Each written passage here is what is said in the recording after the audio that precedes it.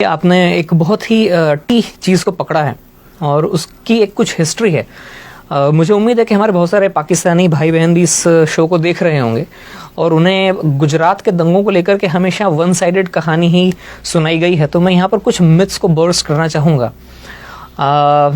अक्सर ही बताया जाता है, पाकिस्तान के अंदर तो यही खबरें जाती हैं कि मोदी के राज में 2000 मुसलमानों को मार दिया, लेकिन एक्चुअल फिगर 2000 नहीं है। वैसे मुझे शर्म आ रही है ये नंबर्स बोलने में। ये कोई खुशी का मौका नहीं है, ये कोई खुशी की चीज़ नहीं है कि मैं ये कहूँ कि 790 मुसलमान मारे गए थे और 240 हिंदू मारे गए थे। ये जॉइंट पार्लियामेंट्री कमेटी की रिपोर्ट थी जो कांग्रेस के राज में बाद में मनमोहन सिंह जी जब प्राइम मिनिस्टर थे तब टेबल हुई थी और उस रिपोर्ट के ये फिगर्स हैं। 790 मुसलमान मरे, 240 हिंदू मरे। ये बहुत बदकिस्मत नंबर है, लेकिन ये फैक्ट्स हैं जो कांग्रेस के राज में आए थे। अब इमीडिएट रीजंस ये थे कि साहब एक ट्रेन थी जो अयोध्या, जो हिंदुओं का एक बड़ा, जैसे मुस्लिम भाई बहनों का जैसे मक्का या मदीना होता है, वैसे अयोध्या राम जी का जन्मस्थल माना जाता है। वहाँ से तीर्थयात्रियों की एक ट्रेन अयोध्या से लौटी थी। वो गुजरात के गोधरा स्टेशन के ऊपर थोड़ा सा आउटपोस्ट पे खड़ी हुई थी और उसमें जो यात्री थे, तीर्थयात्री थे, कुछ विश्व हिंदू परिषद के लोग थे, कुछ आरएसएस के काडर थे, जिनका अयोध्या में आना जाना लगा रहता है।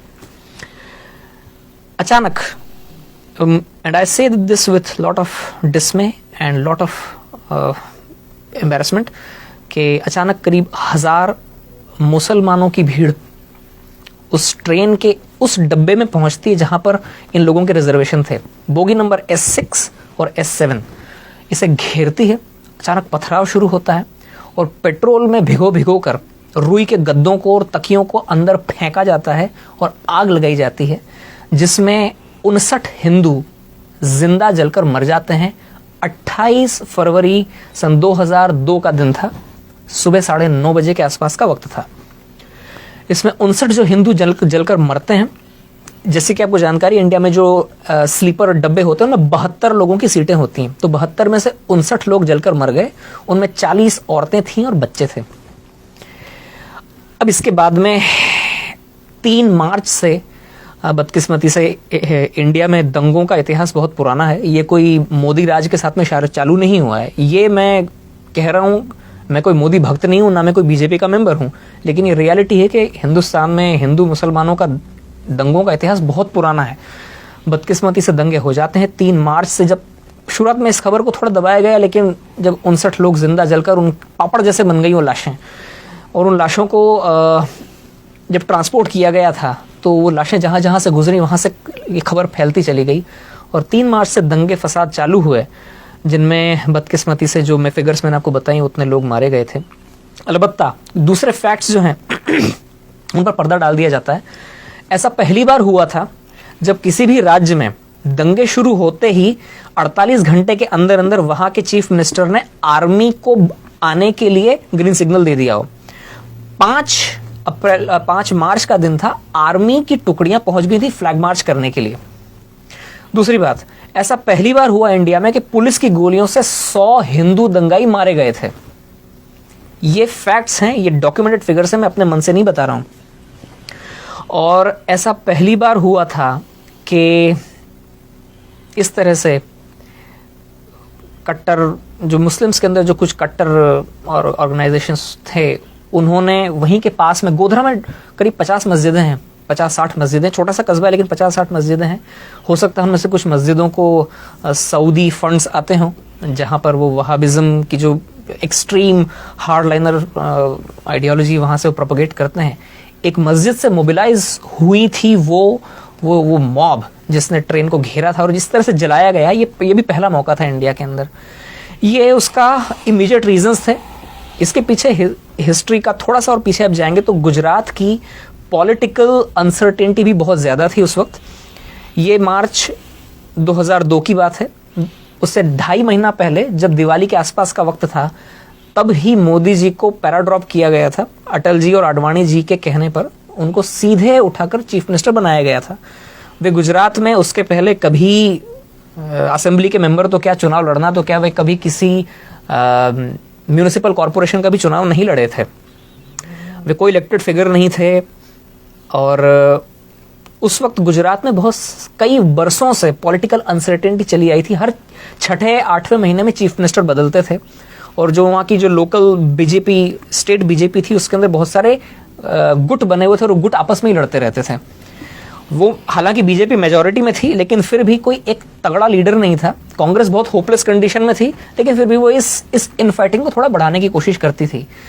कई सालों से ही चल रहा था, तो आप ये समझ सकते हैं कि पॉलिटिकल अनसर्टेनिटी थी। जब किसी भी जगह पर पॉलिटिकल अनसर्टेनिटी होती है तो वहाँ के एडमिनिस्ट्रेशन के ऊपर उसकी मार पड़ती है। एडमिनिस्ट्रेशन ढीला हो जाता है, पुलिस ढीली हो जाती है, और पूरी सोसाइटी में भी एक एजिटेशन हो जाता है, गड़बड़ हो जाती है। तो इन सब चीज़ों की रोशनी में एक नए आदमी को आप उठाकर चीफ मिनिस्टर बनाते हैं, जिसके ज़्यादा सपोर्टर्स भी नहीं थे। और इंडिया में ऐसा होता है कि काफ़ी चीज़ें इंटरपर्सनल तरीके से होती हैं। चीफ मिनिस्टर की उस वक्त हो सकता है वहाँ के पुलिस वालों से भी ज़्यादा जान पहचान ना हो, पुलिस वाले सुनते ना हो, इवन खुद अपनी ही पार्टी के लोग ऐसे मौके पर नए मुर्गे की टांग खींचने की कोशिश करते हैं कि मैं आपको यहाँ पे इसलिए टोक रहा हूँ, आपकी पूरी कहानी हम तक पहुंची और बड़ी इंपॉर्टेंट है। आपने फैक्ट्स के साथ बात की, ये वो फैक्ट्स है जो हमारे दर्शकों को जानने की जरूरत है। आपने एग्जैक्ट नंबर बताए कि हुआ क्या, इंसिडेंट क्या हुआ, क्या कुछ हुआ, और अनफॉर्चुनेटली ऐसा हुआ। मगर उसके बाद हम देखते हैं कि वो ना तो मोदी साहब ने किया था, मोदी साहब ने कंट्रोल किए, और उसी स्टेट में जहां ये इंसिडेंट पहले हुआ करते थे, फिर हमें आगे ये पता चलता है कि उन्होंने मैक्सिमम उसको कंट्रोल किया। मैं कनाडा में गया हूँ, जब मोदी साहब हार्पर गवर्नमेंट के ज़माने में यहाँ पर आए थे, तो सबसे बड़ा डेलीगेशन गुजराती मुसलमानों का उनके साथ मिला था, और कितने प्यार से वो मिले थे। मैं इस वक्त काश में रेडी होता तो मेरे पास वो वीडियो में दिखाता अपने दर्शकों को। ये तो वो फैक्ट है। अब देखिए, एक चीज और जोड़ना चाहूंगा इसमें कि उन दंगों के बाद मोदी जी, ये फैक्ट है जी, एक के बाद में 3 इलेक्शन जीते हैं, 5-5 साल। बिल्कुल ऐसा है। अगर उन्होंने दंगे करवाए होते जैसा कि लोग बोलते हैं, नहीं, वो तो एक सिस्टेमिक कैंपेन है ना उनके खिलाफ, डेमोनाइज करने की। तो गुजरात की जो पब्लिक है, इंडिया की सबसे ज्यादा एजुकेटेड पब्लिक में से मानी जाती है। वो इतनी बेवकूफ तो नहीं है कि किसी मास मर्डरर को एक के बाद में 3 इलेक्शन जिताएगी। और दूसरी बात यह है कि एक बार जब ये जम गए वहां पर, तो इतिहास साक्षी है, तारीख गवाह है कि उसके बाद में फिर गुजरात में कभी कोई दंगा नहीं हुआ जी। और ये बड़ी दिलचस्प बात है कि आज भी इस आदमी की तनकीद करने के लिए लोगों को कुछ और नहीं मिलता है तो 17 साल पीछे जाते हैं। राइट। मतलब 17 साल से ये आदमी लगातार या तो गुजरात का चीफ मिनिस्टर था या इंडिया का प्राइम मिनिस्टर था। इन 17 सालों के कालखंड में इस आदमी के खिलाफ बोलने के लिए किसी को कुछ नहीं मिल रहा है। मतलब तो वो ये जो 17 साल पीछे जाना पड़ता है लोगों को। अच्छा, ये बड़ी दिलचस्प बात है।